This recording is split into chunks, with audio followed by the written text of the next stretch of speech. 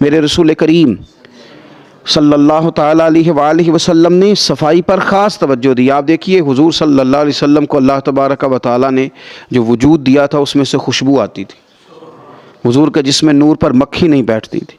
نبی پاک علیہ السلام تو جب دنیا میں تشریف لائے تو رب کریم نے اس وقت ہی محبوب کو سجا سنوار کے بھیجا تھا۔ سارا حسن، ساری تمانیت، سارا کچھ اللہ تعالیٰ نے اپنے محبوب علیہ السلام کو عطا کیا، لیکن دنیا میں ہماری تربیت کے لیے اللہ کے محبوب صلی اللہ تعالیٰ علیہ وسلم ہمیشہ پاک صاف رہنے کو پسند کرتے، تلقین کرتے حضور صفائی کی۔ کھانے سے پہلے ہاتھ دھوتے حضور، کھانے کے بعد ہاتھوں کو دھوتے نبی پاک صلی اللہ علیہ وسلم، ہر نماز کے لیے تازہ وضو کرتے، ہر وضو میں حضور مسواک کو استعمال کرتے۔ حضور صلی اللہ تعالیٰ علیہ وسلم کے جسم سے مستقل خوشبو آتی تھی، پھر بھی حضور خوشبو کو پسند کرتے۔ نبی پاک علیہ الصلوۃ والسلام کنگھا کرتے، رسول پاک صلی اللہ علیہ وسلم سر پر تیل لگاتے۔ نبی پاک صلی اللہ تعالیٰ علیہ وآلہ وسلم نے تو اس وقت بھی، اس وقت حضور کے وصال ظاہری کا وقت تھا، اس وقت بھی حضور نے مسواک کو پسند فرمایا۔ نبی پاک صلی اللہ تعالیٰ علیہ وآلہ وسلم کی طبیعت پر محسوس ہوتا تھا کہ کسی شخص کی جو کپڑوں پر تھوڑا میل کچیل ہے یا اس کی طبیعت پر کوئی ایسی چیز ہے تو حضور اس کو ناپسند کرتے۔ اگر کسی کا لباس حضور میلا دیکھتے نا، کبھی لباس میلا دیکھتے تو مسند امام احمد بن حنبل میں موجود ہے، حضور فرماتے کیا اس کے پاس کوئی ایسی چیز نہیں تھی جس سے یہ اپنے کپڑوں کو دھو لیتا؟ کہ ایسا نہیں تھا یہ اپنے آپ کو صاف کر لیتا؟ تو نفاست پسند ہونا، طہارت کو پسند کرنا، صاف ستھرا لباس زیب تن کرنا، اچھے طریقوں کے ساتھ اپنے وقت کو گزارنا اور صفائی کو محبوب رکھنا، یعنی شوق پیدا کرنا۔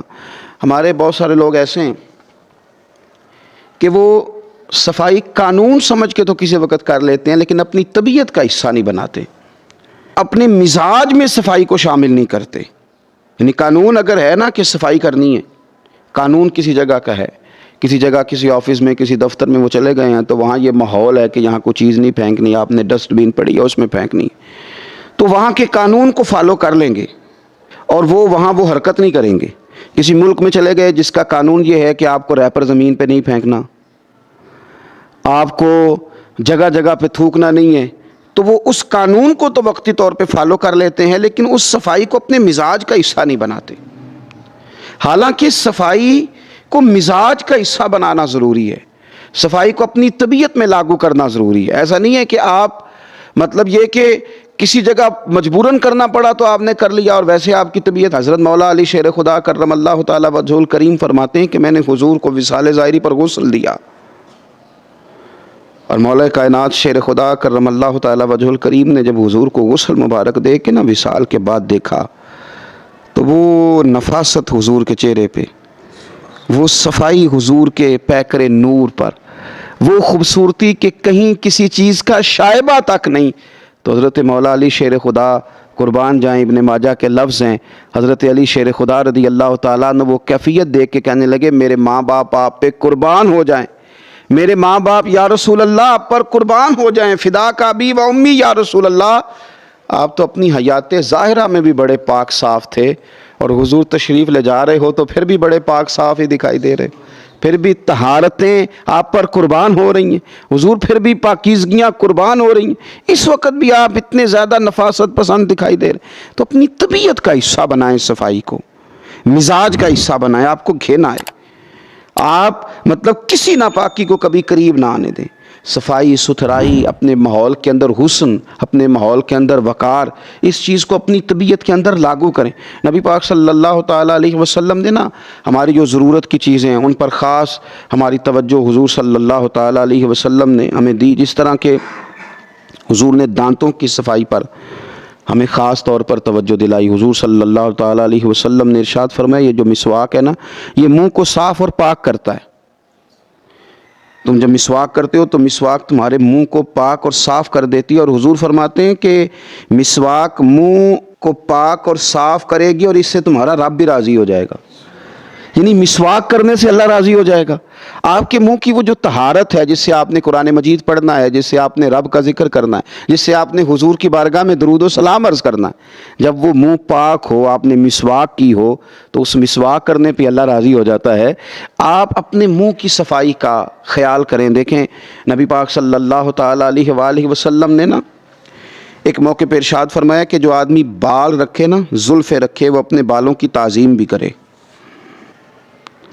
جو بندہ زلفیں رکھے، آپ کو پتہ ہے سنت ہے نا زلفوں کا رکھ لینا، آدھے کان تک یا پورے کان تک یا کندھوں تک، اور زلفیں سمجھ کے، کسی جدید دور کا فیشن سمجھ کے نہیں۔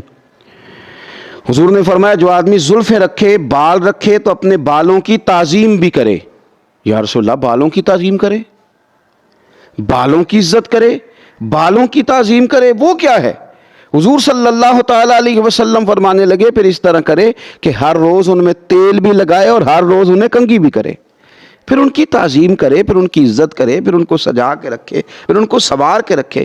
میں نے اپنے بزرگوں سے ایک بات سنی، ایک شخص نے بس الجھے ہوئے اس کے بال تھے، الجھا ہوا اس کا امامہ تھا، اور کپڑے مطلب اس نے پہنے تو ہوئے تھے لیکن انداز نفاست پسند نہیں تھا۔ انہوں نے ایک جملہ بڑا خوبصورت کہا، کہنے لگے یہ امامہ، یہ زلفیں، یہ حضور کی سنت ہے، اس طرح ادا کرو کہ یہ اچھی لگے، ان میں نفاست لاؤ۔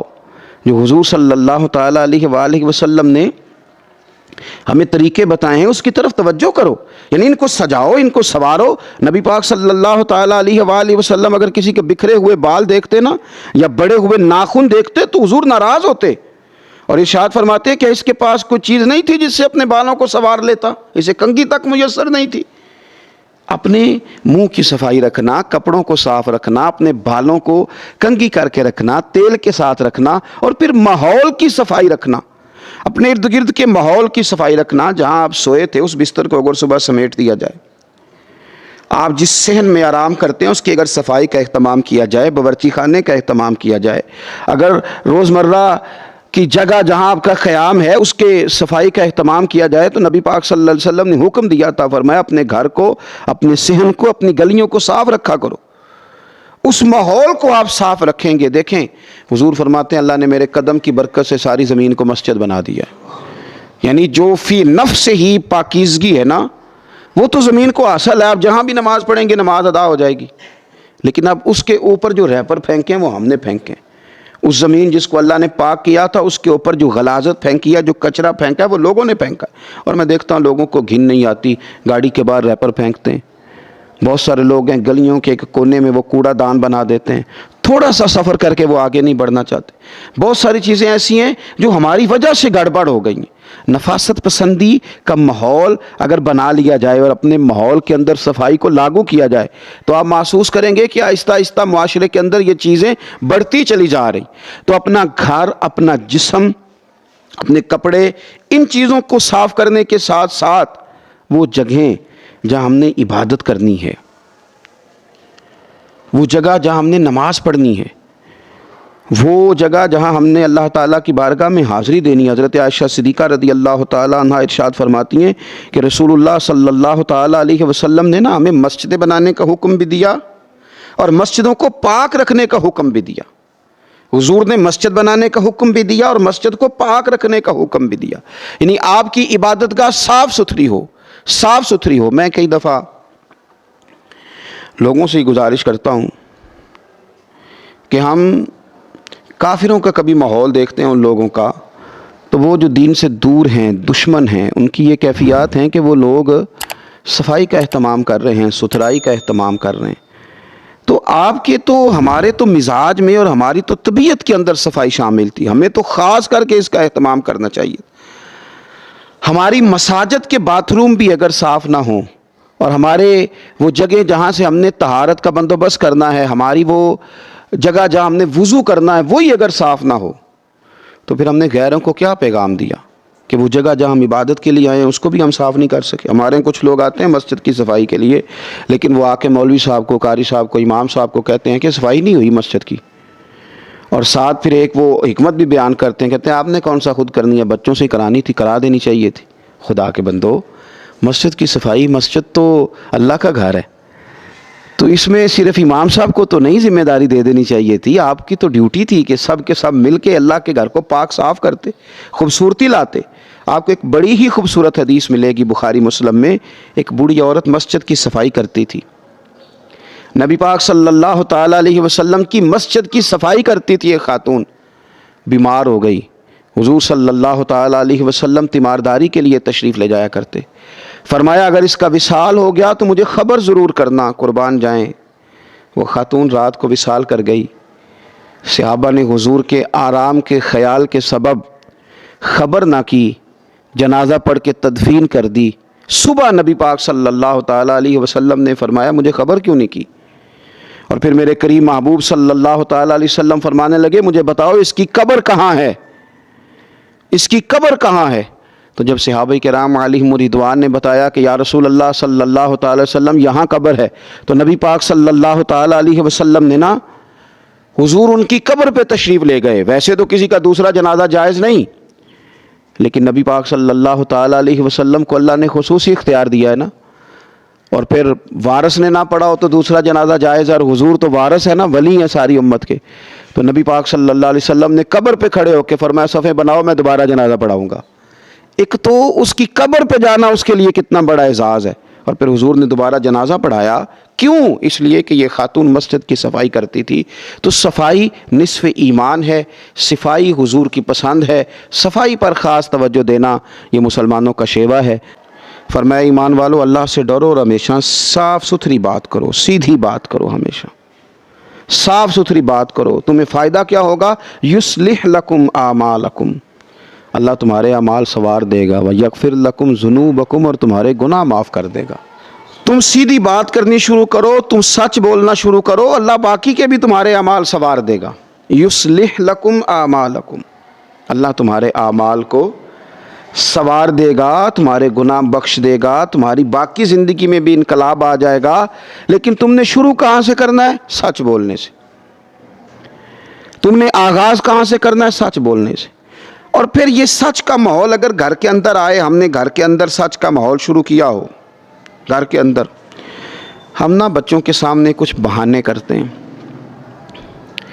بچوں کے سامنے کچھ ایسی باتیں کرتے ہیں جس سے وہ جھوٹ سیکھ لیتے ہیں.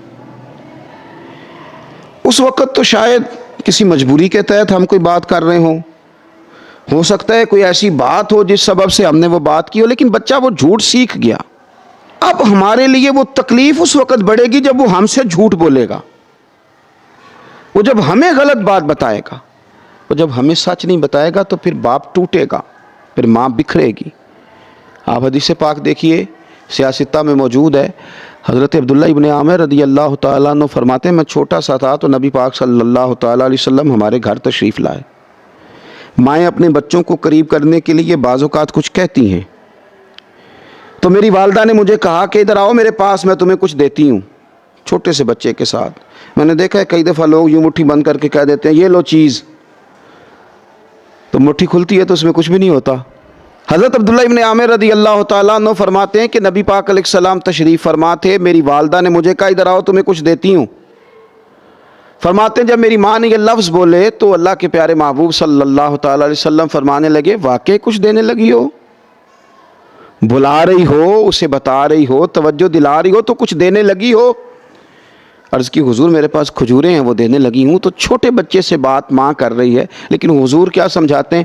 نبی پاک صلی اللہ تعالیٰ علیہ وسلم فرمانے لگے تمہاری مٹھی میں کھجوریں ہیں، اور اگر نہ ہوتی تو تمہارے ذمہ یہ جھوٹ لکھا جاتا. یعنی اس چھوٹے بچے کے سامنے بھی تم ایسا کوئی کام نہ کرو جس سے یہ جھوٹ کا عادی ہو جائے، یہ دروغ گوئی کرے، یہ خلاف واقعہ بات کرے، یہ اس طرح کا ہو جائے کہ سوسائٹی کے اندر اس کا اعتماد اٹھ جائے، لوگ اس کے ساتھ اٹھنا بیٹھنا پسند نہ کریں. آپ اپنی زندگی کے اندر جب سچ بولتے ہیں اور سچی بات کرتے ہیں، میرے نبی پاک صلی اللہ تعالیٰ علیہ وسلم نے فرمایا اپنے اوپر سچ کو لازم کر لو. اللہ اکبر، قربان جائیں رسول پاک پر. فرمایا اپنے اوپر سچ کو لازم کر لو، اس لیے کہ سچ نیکی کی ہدایت دیتا ہے اور نیکی جنت میں لے جاتی ہے. اور فرمایا بندہ سچ بولتا رہتا ہے، سچ بولتا رہتا ہے، سچ بولتا رہتا ہے، حتیٰ کہ وہ اپنے رب کی بارگاہ میں سچا لکھ دیا جاتا ہے. اور حضور فرمانے لگے جھوٹ سے ہمیشہ بچنا، اس لیے کہ جھوٹ گناہ کی طرف لے جاتا ہے اور گناہ جہنم کی طرف لے جاتا ہے. اور فرمایا بعض لوگ جھوٹ بولتے رہتے ہیں، جھوٹ بولتے رہتے ہیں. اور ہاں یار لوگ بولتے ہیں جھوٹ، بلا وجہ بولتے ہیں، مذاق میں بولتے ہیں، کہانیاں سنانے کے لیے بولتے ہیں، محفل لوٹنے کے لیے بولتے ہیں، اپنا بتانے کے لیے بولتے ہیں. اللہ کے محبوب صلی اللہ تعالیٰ علیہ وآلہ وسلم فرماتے ہیں بندہ جھوٹ بولتا رہتا ہے، جھوٹ بولتا رہتا ہے، حتیٰ کہ وہ رب کی بارگاہ میں بھی جھوٹا لکھ دیا جاتا ہے. بڑا تکلیف والا معاملہ نہیں کہ بندہ اپنے رب رسول کی بارگاہ میں جھوٹا لکھ دیا جائے، وہاں لکھا جائے کہ یہ جھوٹا ہے، جھوٹ بولتا ہے، یہ کذاب ہے، کذب بیان نہیں کرتا ہے، سچ بولیں۔ ہم تو اس محبوب کے ماننے والے ہیں کہ رب فرماتا ہے والذی جاء بالصدق وصدق بہ اولئک ھم المتقون، فرمایا تمہارے محبوب تو وہ ہیں جو سچ لے کے تشریف لائے، سچ لے کے آئے ہیں حضور، اور ایک وہ ہیں جنہوں نے سچ کی تصدیق کر دی، یعنی صدیق اکبر۔ حضور سچ لے کے آئے اور جنہوں نے سب سے پہلے سچ کی تصدیق کی وہ سچے نہیں، صدیق اکبر بن گئے۔ اولئک ھم المتقون، فرمایا دونوں ہی اللہ سے ڈرنے والے ہیں۔ نبی پاک صلی اللہ تعالیٰ علیہ وآلہ وسلم نے نا دین کی ہمیں معرفت دی اور رشتوں کی مضبوطی حضور صلی اللہ تعالیٰ علیہ وسلم نے ہمیں سکھائی، یعنی کوئی ایسا نقطہ جس سے بھائیوں کے بیچ دراڑ پڑے، دراڑ۔ ہمارے ہاں لوگ سمجھتے ہیں کہ خیانت صرف یہ ہے کہ آپ نے کسی کا مال دبا لیا ہے، خیانت صرف یہ ہے کسی نے آپ کے پاس امانت رکھی تھی تو اس امانت میں سے آپ نے کچھ خیانت کر لی، کچھ پیسے رکھ لیے، کچھ دے دیے، صرف یہ خیانت ہے۔ بھائی کچھ اور بھی خیانتیں ہیں، کچھ اور بھی خیانتیں ہیں۔ آپ نے اپنے بھائی کو کہا تھا میں تیرا ہمدرد ہوں، پر آپ اندر سے ہمدرد نہیں تھے، یہ بھی تو خیانت ہے۔ آپ نے اسے کہا تھا میں تیرا خیر خواہ ہوں، یقین دلایا تھا، لیکن آپ اندر سے خیر خواہ نہیں ہیں، یہ بھی تو خیانت ہے۔ کوئی آپ کو نیک سمجھ کے آپ کے پاس آیا تھا، اللہ والا سمجھ کے آیا تھا، اور آپ دنیا دار ہیں، تو آپ نے لوگوں کی عقیدتوں کو ٹھیس پہنچائی ہے، تو یہ بھی تو خیانت ہے۔ اللہ کی بارگاہ میں اس کا بھی تو آپ کو جواب دینا ہے، اللہ کے حضور اس بابت بھی تو آپ سے پوچھا جائے گا۔ الترغیب والترہیب میں حضرت سیدنا نواس بن سمعان رضی اللہ تعالیٰ عنہ حدیث کے راوی ہیں، میرے نبی پاک علیہ الصلوۃ والسلام نے فرمایا بہت بڑی خیانت یہ ہے، بہت بڑی خیانت۔ سنو وہ لوگوں جو بنے کچھ ہو اور اندر سے کچھ ہو۔ حضور نے فرمایا بہت بڑی خیانت یہ ہے کہ تو اپنے بھائی کے ساتھ جھوٹی بات کرے حالانکہ وہ تجھے سچا سمجھ رہا ہو، یہ بہت بڑی خیانت ہے، یہ تو نے بہت بڑی تکلیف دی، یہ تو نے بڑا دھوکہ دیا، یہ تو نے بڑی زیادتی کی، یہ بہت بڑی خیانت ہے کہ تو نے اپنے بھائی کے ساتھ جھوٹی بات کی حالانکہ وہ بیچارہ تجھے سچا سمجھ رہا تھا، تو بددیانت تھا اور وہ دیانتدار تھا، تو اس کے ساتھ جھوٹا تھا اور وہ تیرے ساتھ سچا تھا، بہت بڑی تو نے خیانت کی۔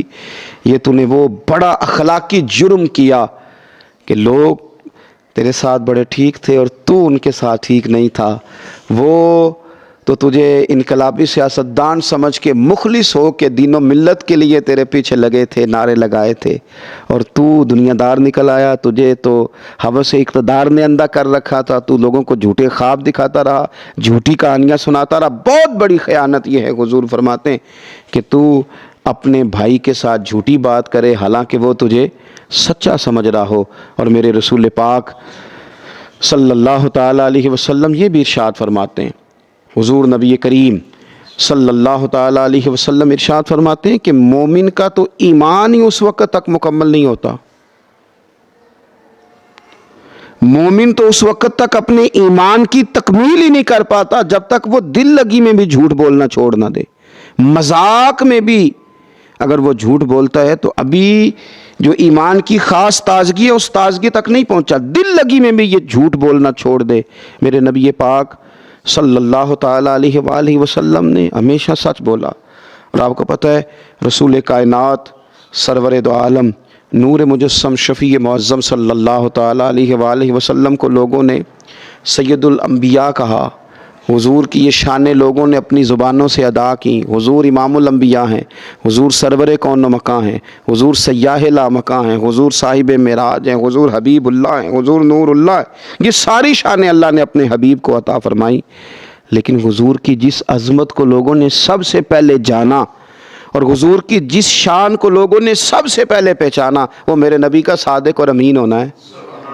تو یہ سچے بڑے ہیں، یہ سچے بڑے ہیں، یہ امانت دار بڑے ہیں، ان کی زبان سے کبھی جھوٹ نہیں نکلا، انہوں نے کبھی کوئی غلط بات نہیں کی۔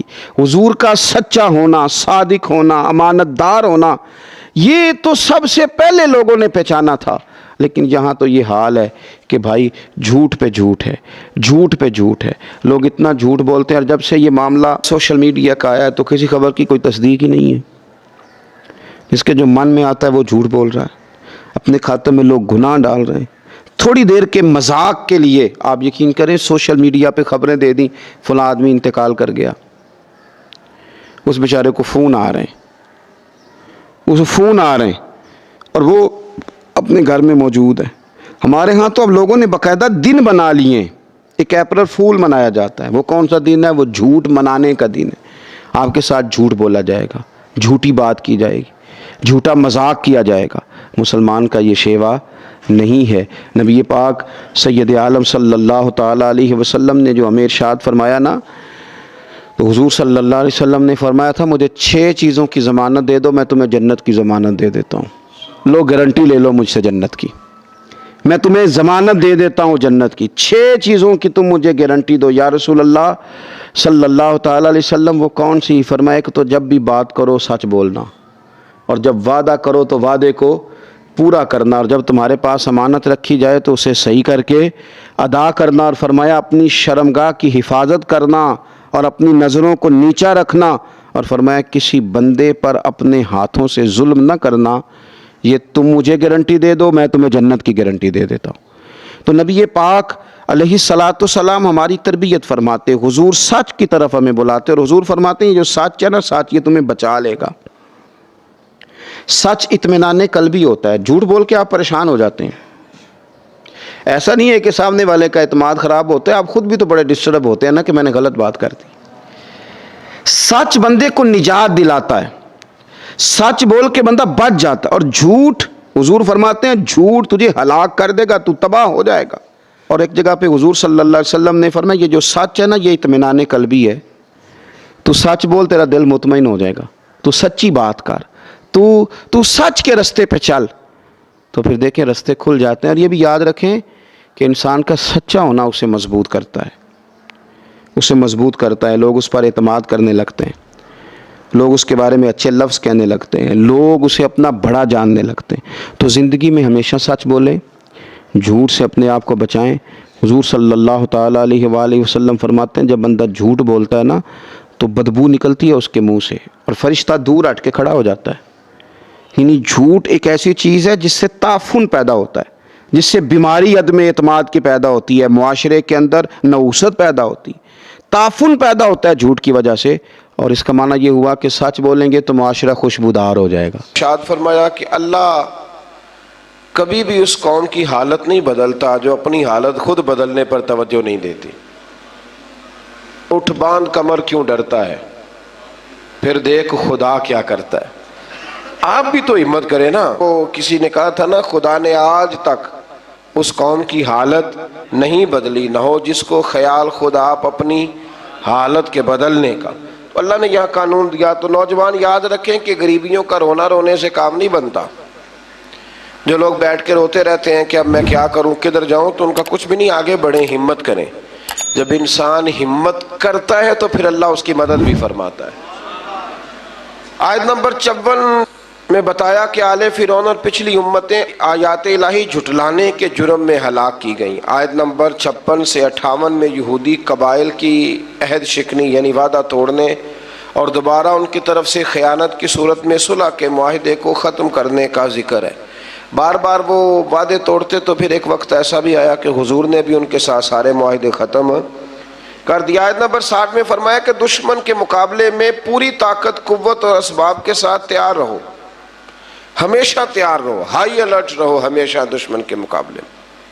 ہم بھی ہائی الرٹ ہوتے ہیں جب تھوڑے سے حالات خراب ہوتے ہیں، اس کے بعد پھر بات بھول۔ فرمایا ہمیشہ کافر کے مقابلے میں تیاری کر کے رکھو، اس کے ذریعے تم اللہ کے دشمنوں اور اپنے دشمنوں کو ڈرا سکو گے۔ آگے چل کے یہ بتایا کہ اگر دشمن صلح پہ آمادہ ہو تو تم بھی صلح کے لیے آمادہ ہو جاؤ۔ سبحان اللہ۔ یعنی اسلام صرف فتنے کی، فساد کا، کسی قسم کے فتنے اور فساد کا درس نہیں دیتا۔ اگر وہ مقابلے میں آئیں گے تو قوت کٹھی کر کے مقابلہ کریں گے، اور اگر وہ صلح کریں گے تو مسلمان بھی صلح ہی کریں گے۔ اور اللہ پر توکل کرو، اگر ان کی نیت دھوکہ دینے کی ہو تو پھر تمہارے لیے اللہ ہی کافی ہے۔ یعنی اگر وہ صلح کے ارادے سے نہ آئیں بلکہ دھوکے کے ارادے سے آئیں تو پھر بھی تمہاری چونکہ نیت ٹھیک ہے تو اللہ تمہاری مدد فرمائے گا۔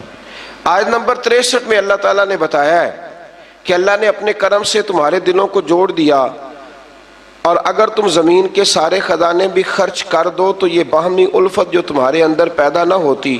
اور فرمایا نبی آپ کو اللہ کافی ہے، اور آپ کے فرما بردار مومنوں کی جماعت بھی آپ کو۔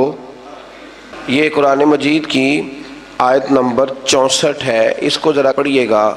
یہ لوگ جو جنہوں نے لکھا ہوتا ہے کہ صرف اللہ ہی کافی ہے، لکھا ہوتا ہے نا میرے لیے، یعنی ٹیوٹے میں بیٹھ کے سفر کر رہے ہیں، ہائیس میں بیٹھے ہوئے لکھا کہ اللہ ہی، بھئی اللہ ہی کافی ہے، لیکن اس کا مطلب یہ نہیں کہ باقی کسی اور کی، جن کو اللہ نے پیدا فرمایا، جنہیں اللہ نے قوتیں دیں۔ یہ آیت دیکھیے، ارشاد فرمایا یا ایھا النبی حسبک اللہ، اے نبی آپ کے لیے اللہ کافی ہے، اور ساتھ فوراً ہی آگے بیان فرمایا فوراً وَمَنِ اتَّبَعَكَ مِنَ الْمُؤْمِنِينَ، اور جو آپ کی اتباع کرنے والے مومن ہیں وہ بھی آپ کے لیے کافی، مومن بھی اور اللہ بھی۔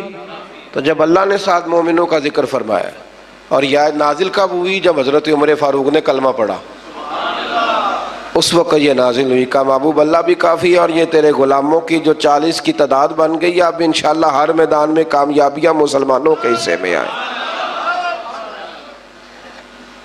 اسی طرح سے آیت نمبر 65 میں نبی کریم صلی اللہ علیہ وسلم کو حکم ہوا کہ مومنوں کو جہاد پر ابھاریے، تیار کیجیے۔ اللہ تعالیٰ 10 گنا تعداد پر مشتمل کافروں پر فتح عطا فرمائے گا۔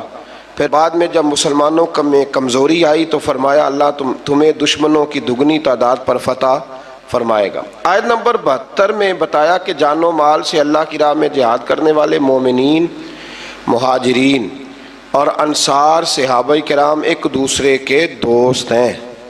جہاد کرنے والے جانوں اور مالوں سے یہ ایک دوسرے کے دوست ہیں، اور یہی سچے اور پکے مومن ہیں، اور ان کے لیے مغفرت ہے اور عزت والی روزی ہے۔ اسی طرح کفار بھی ایک دوسرے کے دوست ہیں۔ ہجرت سے پہلے اور بعد کے مسلمان ہونے والوں کے حقوق اور درجات میں فرق کا باوجود جنہوں نے پہلے کلمہ پڑھا ان کا درجہ اونچا ہے، اور جنہوں نے بعد میں پڑھا ان کا درجہ اونچا ہے، لیکن اس کے باوجود اللہ تبارک و تعالیٰ نے سب کے ساتھ خیر کا وعدہ فرمایا ہے۔ اس سے آگے سورہ توبہ کا آغاز ہوتا ہے۔ سورہ توبہ قرآن مجید کی وہ سورہ مبارکہ ہے جس کے آغاز میں بسم اللہ شریف نہیں ہے۔ اس کی کئی وجوہات مفسرین کرام نے بیان فرمائی ہے۔ ایک وجہ تو یہ بیان کی گئی ہے کہ اس میں تسلسل ہے سورہ انفال کے مضامین کا، وہی مضامین چونکہ چلے آ رہے تھے اس لیے اس کے اندر اس کو بیان نہیں کیا گیا۔ اور ایک بات یہ ہے کہ اس کے شروع میں اللہ تعالیٰ نے کافر اور مشرک سے اپنی برات کا اعلان فرمایا، کیونکہ بات جلال کی ہو رہی تھی اس لیے بسم اللہ شریف کو شامل نہیں کیا گیا۔ اس صورت کی پہلی آیت میں مشرکین عرب سے برات کا اعلان کرتے ہوئے انہیں مسلمانوں سے فیصلہ کن جنگ کرنے یا اسلام قبول کرنے کے لیے 4 مہینوں کا ٹائم دیا گیا، فیصلہ کر لو ان 4 مہینوں میں۔ اور یہ بھی فرمایا گیا کہ جن کفار کے ساتھ مسلمانوں کا پہلے سے کوئی معاہدہ ہے اور انہوں نے مسلمانوں کے خلاف کسی دشمن کی مدد بھی نہیں کی تو مقررہ مدت تک مسلمان یک طرفہ طور پر معاہدے کو نہ توڑیں۔ پھر فرمایا 4 مہینے کا ٹائم گزرنے کے بعد مسلمان مشرکین عرب کے خلاف لاہ عمل کریں گے، انہیں پکڑیں گے، ان پر حملہ کریں گے اور ان کا مکمل محاصرہ کریں گے، اور جہاں بھی ملیں گے انہیں کافر کردار تک پہنچایا جائے گا۔ یہ بہت بعد میں جا کے فیصلہ ہوا، ورنہ تو اسلام نے ہمیشہ ان لوگوں سے درگزر ہی کی بات کی۔ آیت نمبر 6 میں فرمایا اگر کوئی مشرک قرآن کے پیغام کو سمجھنے کے لیے اور حق کی تلاش میں آپ کے پاس آئے تو اے محبوب علیہ السلام اسے آپ موقع عطا فرمائیں، اسے ٹائم دیں، اس کی حفاظت فرمائیں۔ آیت نمبر 8 سے 10 تک میں بتایا گیا کہ کفار مسلمانوں کے ساتھ منافقانہ رویہ اختیار کرتے ہیں، اور ان کی اخلاقی حالت یہ ہے کہ وہ مسلمانوں پر خدا نخواستہ غالب آئیں تو اپنی قرابت داری کا بھی لحاظ نہ کریں گے، وہ نہیں لحاظ کریں گے۔ حالانکہ میرے نبی پاک علیہ السلام نے تو فرمایا جو حملہ نہ کرے ہم اس پر بھی حملہ نہیں کریں گے، تو فرمایا وہ نہیں اس بات کا خیال کریں گے۔ مزید بتایا کہ ان کفار میں سے جو توبہ کر کے ایمان لے آئیں اور ان کے تقاضوں پہ کاربند رہے ہیں پھر وہ مسلمانوں کے دینی بھائی ہیں، یعنی ان کے لیے ماضی کی نفرتوں کو دل سے نکال دیا جائے۔ آیت نمبر 12 میں بتایا کہ جو کفار عہد کر کے وعدہ کر کے اپنی قسموں کو توڑ دیں تو پھر وہ کسی اور رعایت کے مستحق نہیں ہے. وہ پہلے بھی رسول اللہ صلی اللہ علیہ وسلم کے ساتھ اس طرح کے وعدہ خلافیاں کر چکے ہیں. آیت نمبر 16 میں بتایا کہ مسلمانوں پر آزمائشیں آئیں گی تاکہ سچے مومنوں کا کردار کھول کے سامنے آ جائے. آیت نمبر 17 اور 18 میں بتایا کہ کافروں کا شعار مسجدیں بنانا نہیں، یہ تو ان لوگوں کا کام ہے جو اللہ پر اور قیامت کے دن پر ایمان لائیں اور نماز قائم کریں اور زکوٰۃ دیں اور اللہ کے سوا کسی سے نہ ڈریں. آیت نمبر 19 میں فرمایا کہ حاجیوں کو پانی پلانا اور مسجد حرام کی تعمیر اگرچہ اچھے کام ہے، لیکن اللہ تعالیٰ اور یوم آخرت پر ایمان اور اللہ کے رستے میں جہاد کے برابر یہ کام ہو سکتے نہیں. ہجرت اور جہاد کرنے والے مومنوں کے لیے اجر عظیم ہے اور صرف یہی لوگ کامیاب ہونے والے. آیت نمبر 23 میں اللہ تبارک و تعالیٰ نے یہ حکم دیا کہ تمہارے باپ دادا اور بھائیوں میں سے جو کفر کو ایمان پر ترجیح دیں ان سے تعلق توڑ لو اور کافروں سے دوستی کرنے والا ظالم ہے. پھر اس سے آگے جو آیت ہے نا سورہ توبہ کی، اس آیت کریمہ میں تو اللہ تبارک و تعالیٰ نے ہر چیز کو کھول کر بیان فرمایا اور بڑی وضاحت کے ساتھ شرح و بسط کے ساتھ اس مضمون کو بیان کیا ہے کہ مسلمان نے ہر چیز سے بڑھ کر نبی کریم علیہ السلام سے محبت کرنی، ہر چیز سے بڑھ کر. اور فرمایا یہ محبت کرے گا تو پھر ہی اس کا ایمان مکمل ہوگا. ارشاد فرمایا کل ان کان آباؤکم و ابناؤکم و اخوانکم و ازواجکم و عشیرتکم و اموال اقترفتموہا و تجارت تخشون کسادہا و مساکن ترضونہا. دیکھیں کس ترتیب سے اللہ تعالیٰ نے ان ساری چیزوں کو بیان فرمایا. فرمایا محبوب ان سے فرما دیں اگر تمہارے باپ اور تمہارے بیٹے اور تمہارے بھائی اور تمہاری بیویاں اور تمہارا کنبہ اور تمہارا وہ مال جو تم نے کمایا ہے، ایک مال وہ ہوتا ہے جو بندے نے کمایا نہیں ہوتا پر ہوتا اس کے پاس ہے، اس سے زیادہ پیار نہیں ہوتا. تو یہاں فرمایا وہ مال جو تم نے کمایا ہے اور وہ کاروبار جس کے نقصان سے تم ڈرتے ہو اور وہ مکانات جنہیں تم پسند کرتے ہو. پھر سنیں فرمایا تمہارے باپ، تمہارے بیٹے، تمہارے بھائی، تمہارا خاندان، تمہاری بیویاں، تمہارا کنبہ، وہ مال جو تم نے کمایا، وہ تجارت جس کے نقصان سے تم ڈرتے ہو، وہ مکان جنہیں تم بڑا پسند کرتے ہو. فرمایا احب الیکم من اللہ و رسولی، اگر یہ ساری چیزیں تمہیں اللہ اور اس کے رسول سے زیادہ پیاری ہوں، وجہاد فی سبیلہ، اور ان کے رستے میں جہاد کرنے سے زیادہ پیاری ہوں، فتربصوا، پھر انتظار کرو، حتی یأتی اللہ بامرہ، یہاں تک کہ پھر اللہ اپنا وعدہ لے آئے، پھر اللہ اپنا عذاب لے آئے، پھر تم پر عذاب آئے گا. واللہ لا یہدی القوم الفاسقین، اور اللہ نافرمانوں کی قوم کو ہدایت نہیں دیتا. ہم لوگ نا بڑی جلدی محبت رسول کا دعویٰ کر دیتے ہیں، پر اللہ نے گن کے چیزیں بتائیں گے. فرمایا باپ کو سامنے رکھو، پھر میرے نبی کی ذات کو سامنے رکھو، پھر دیکھو تمہیں پیارا کون ہے. بیٹے کو سامنے رکھو اور پھر میرے نبی کریم علیہ السلام کو سامنے رکھو، پھر دیکھو کہ تمہیں پیارا کون ہے. تم سامنے رکھو اپنے مال کو، جائیداد کو، اور پھر حضور کی ذات کی طرف توجہ کرو، پھر بتاؤ کہ ان میں سے پیارا. حضرت عمر نے یہ سارے تجربے کیے، آ کے عرض کی یا رسول اللہ میں نے ہر چیز سامنے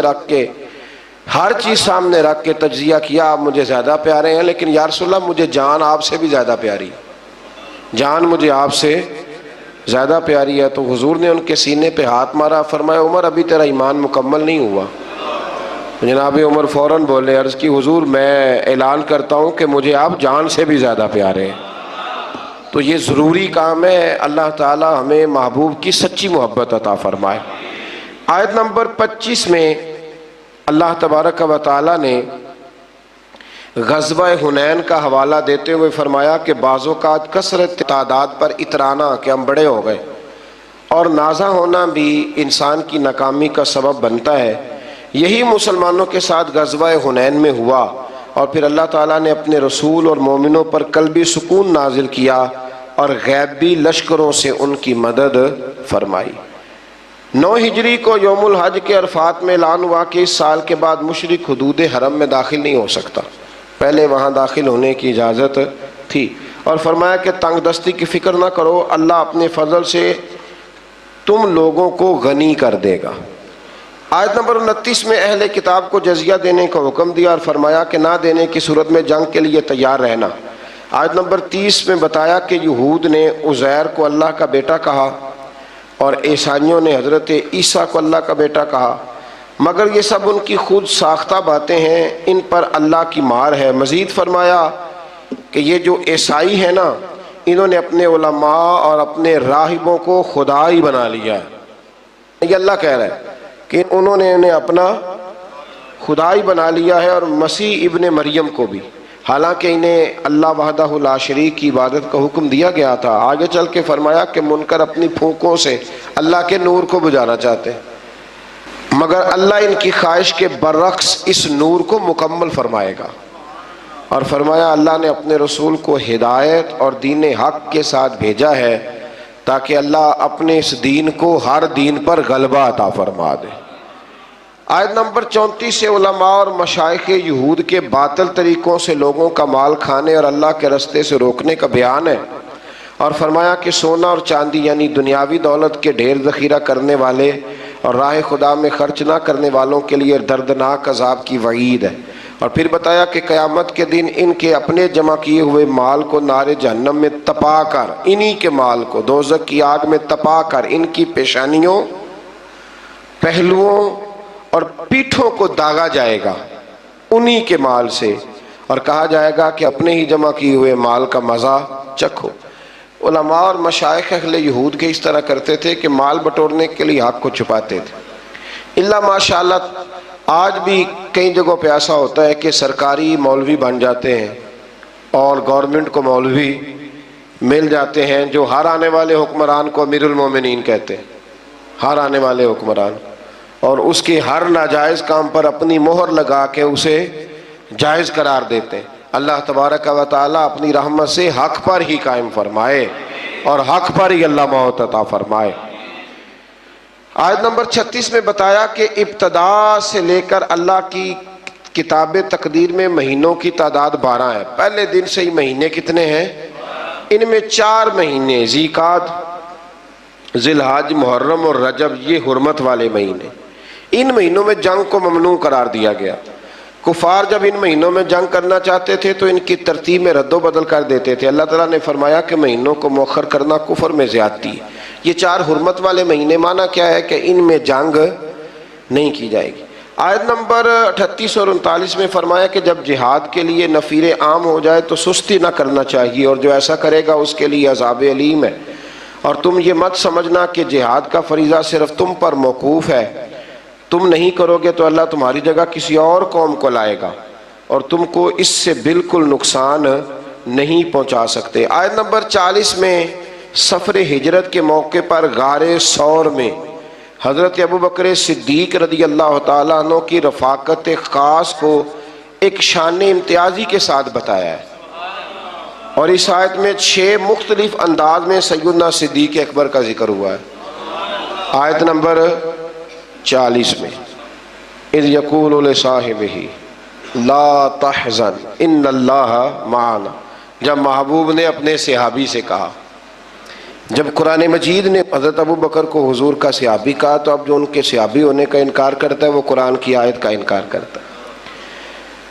تو 6 انداز میں حضرت صدیق اکبر کا ذکر کیا، پھر فرمایا کہ اللہ تعالیٰ کلمہ کفر کو پست اور اللہ کا دین ہی سر بلند آئے گا۔ آگے فرمایا جب جہاد کے لیے عام لام بندی کا، صف بندی کا حکم ہو جائے تو پھر جس حال میں بھی ہو تمام وسائل کے ساتھ جہاد میں شریک ہو جاؤ۔ پھر فرمایا کہ منافقین قسمیں کھا کھا کر اور طرح طرح کے بہانے بنا کر جہاد سے بچنے کی کوشش کرتے ہیں، جبکہ سچے مومن دل و جان سے جہاد کے لیے نکل کھڑے ہوتے ہیں۔